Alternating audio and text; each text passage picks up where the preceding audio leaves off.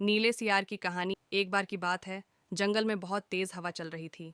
तेज हवा से बचने के लिए एक सियार पेड़ के नीचे खड़ा था और तभी उस पर पेड़ की भारी शाखा आकर गिर गई। सियार के सिर में गहरी चोट लगी और वो डर कर अपनी मांद की ओर भाग गया। उस चोट का असर कई दिनों तक रहा और शिकार पर नहीं जा सका। खाना न मिलने से सियार दिन प्रतिदिन कमजोर होता जा रहा था। एक दिन उसे बहुत तेज भूख लगी थी और उसे अचानक एक हिरन दिखाई दिया। सियार उसका शिकार करने के लिए बहुत दूर तक हिरण के पीछे दौड़ा, लेकिन वह बहुत जल्दी थक गया और हिरण को नहीं मार पाया।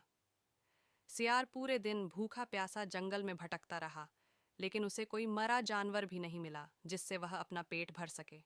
जंगल से निराश होकर सियार ने गांव की ओर जाने की ठानी।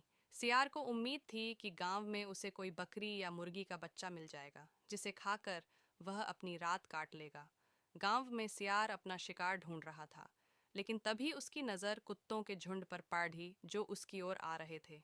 सियार को कुछ समझ में नहीं आया और वो धोबियों की बस्ती की ओर दौड़ने लगा। कुत्ते लगातार भौंक रहे थे और सियार का पीछा कर रहे थे। सियार को जब कुछ समझ नहीं आया तो वह धोबी के उस ड्रम में जाकर छुप गया जिसमें नील घुला हुआ था। सियार को न पाकर कुत्तों का झुंड वहां से चला गया। बेचारा सियार पूरी रात उस नील के ड्रम में छुपा रहा। सुबह सवेरे जब वह ड्रम से बाहर आया तो उसने देखा कि उसका पूरा शरीर नीला हो गया है। सियार बहुत चालाक था। अपना रंग देखकर उसके दिमाग में एक आइडिया आया और वह वापस जंगल में आ गया।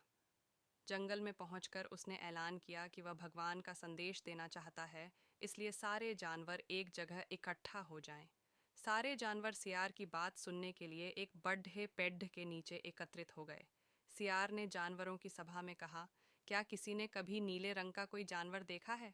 मुझे ये अनोखा रंग भगवान ने दिया है और कहा है कि तुम जंगल पर राज करो। भगवान ने मुझसे कहा है कि जंगल के जानवरों का मार्गदर्शन करने की जिम्मेदारी तुम्हारी है। सभी जानवर सियार की बात मान गए। सब एक स्वर में बोले, कहिए महाराज, क्या आदेश है? सियार ने कहा, सारे सियार जंगल से चले जाएं, क्योंकि भगवान ने कहा है कि सियारों की वजह से इस जंगल पर बहुत बड़ी आपदा आने वाली है। नीले सियार की बात को भगवान का आदेश मानकर सारे जानवर जंगल के सियारों को जंगल से बाहर खदेड़ आए।